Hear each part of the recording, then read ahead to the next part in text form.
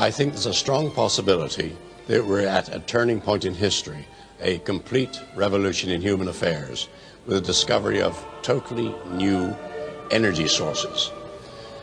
Many people are skeptical of this, but I think we may be going through the 4 stages involved in any revolutionary development. 1, it's nonsense, don't waste my time. 2, oh, it's interesting but not important. 3, I always said it was a good idea. And 4, I thought of it first.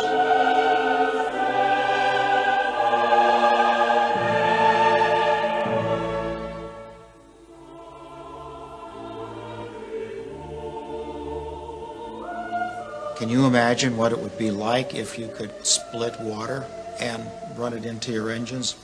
You could put water in your fuel tank to fly airplanes, power stations. Ordinarily, we look at water to drink and to wash our clothes. And today, you have to look at water as a fantastic new fuel source.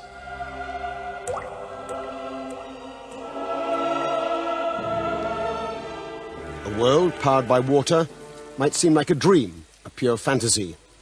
But 100 years ago, that is exactly what the men of steam would have thought about a world powered by oil.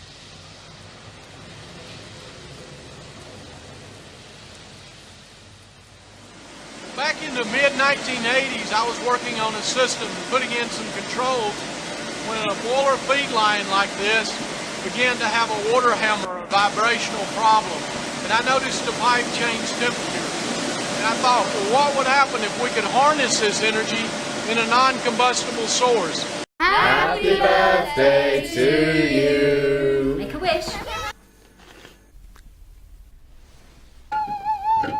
Granny. Hello. Have you done your homework? Adam. That led to the invention of the hydrosonic pump. Turned out to be my first invention. I'd never invented anything before.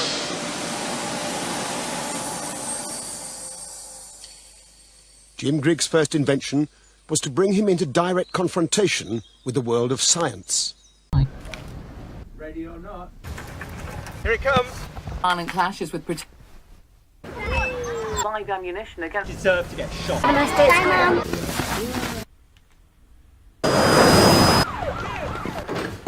Airstrikes on rebel position. We are going to stay. Tablet. Go.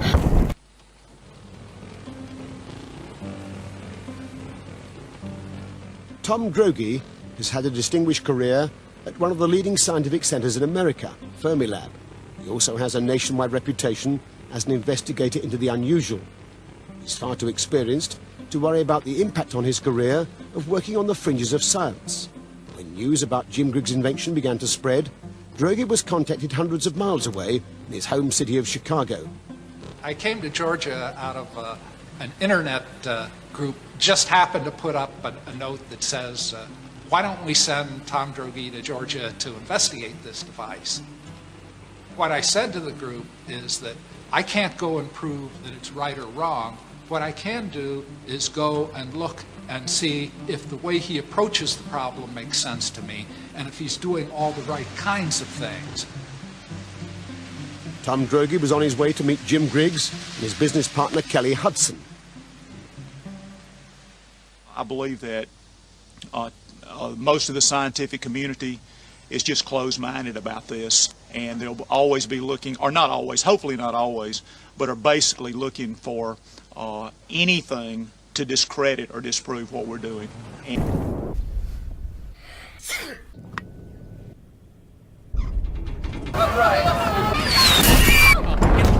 a fighting in Richmond. Dad, where are we? Rebel forces advance.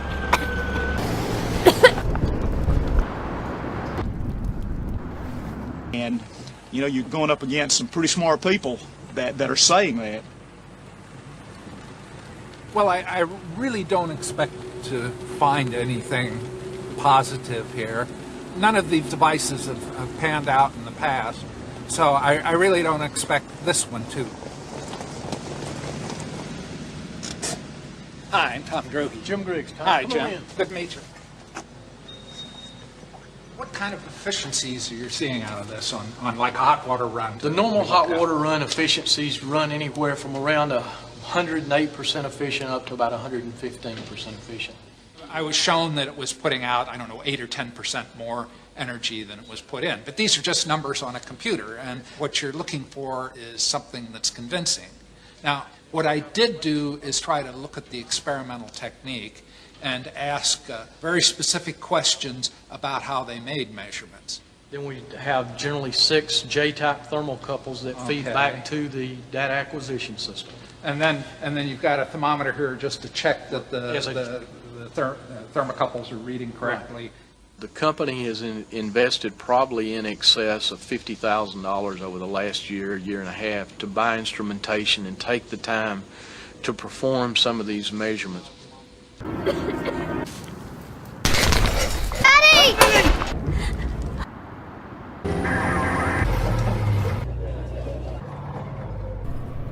Happy birthday to you. Make a wish, darling. They've invested a fair amount of money and effort, and it was actually good enough to design to take the measurements they needed to take. What was missing was sophistication in the analysis of the measurements that they were taking. True. Yeah. Tom's comments to us were that we were not a scientific laboratory, that we did not keep consistent log books, things that would be just acceptable, a nice acceptable laboratory procedure in the scientific community. But our answer to that has been, we're the first ones to tell you we are not scientists. That is not our job. One either plays the inventor game or you play the science game. If you're playing the inventor game, then you keep everything completely secret and you just sell your excess energy. If you're playing the science game, then there are specific rules that are in effect. And the key part of the science game is replication. There were not even the most fundamental scientific processes applied to the way of making the measurements and the way to analyze them. And so I don't think there's any particular reason to believe them as true. The visit was inconclusive. Tom Droege found no proof of overunity, but nor could he disprove it. Griggs has installed 9 machines so far. In each case, it's caused some surprise. 250 miles away, for example, a Griggs machine has been heating the water for Albany Fire Station for over a year.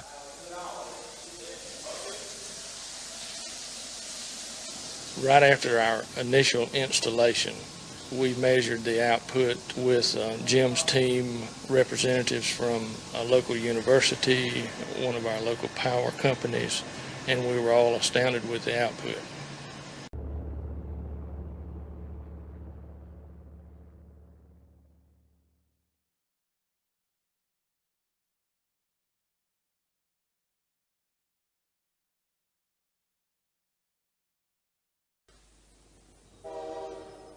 Most inventions don't start in a university or a big city. They start in someone's garage or in someone's brain as an idea.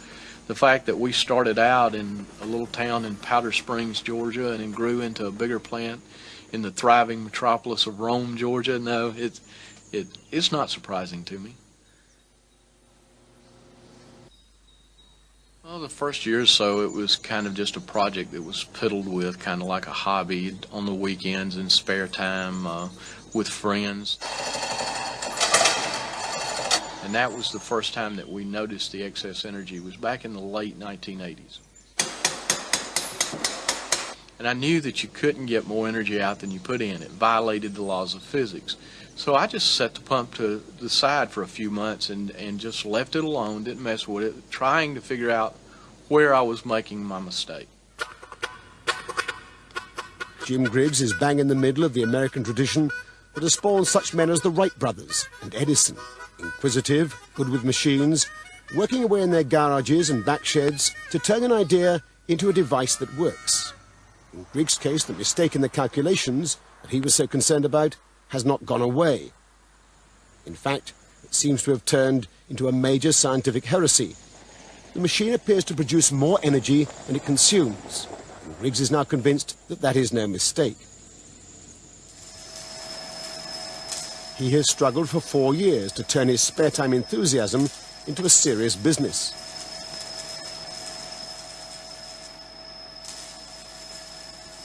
What he has tried to do is to capture the intriguing effect he'd noticed in that vibrating boiler pipe and use it to create a totally new water heater, one that works without any heat source. His company now produces what amounts to a well-engineered water hammer. It thumps and smashes the water fed into it and raises the temperature to boiling point or to steam in a matter of seconds to replace household or industrial boilers. Now, they happen to call these machines pumps. What we have is a hydrosonic pump that has a rotor located inside. It's a cylinder that has holes bored in it at specific angles and depths, ranging from a few hundred holes up to a few thousand, depending on whether we're going to make hot water or steam. The key to the machine seems to be the number and the design of the holes in the rotor. Briggs has experimented with many different combinations to get the best results. The rotor fits tightly into a steel chamber with only a very small gap between the two. Water is fed into the gap and the rotor is spun rapidly by a small electric motor. As it spins, the water is pummeled and hammered through the holes. In seconds it flows out of the cylinder as hot water or steam.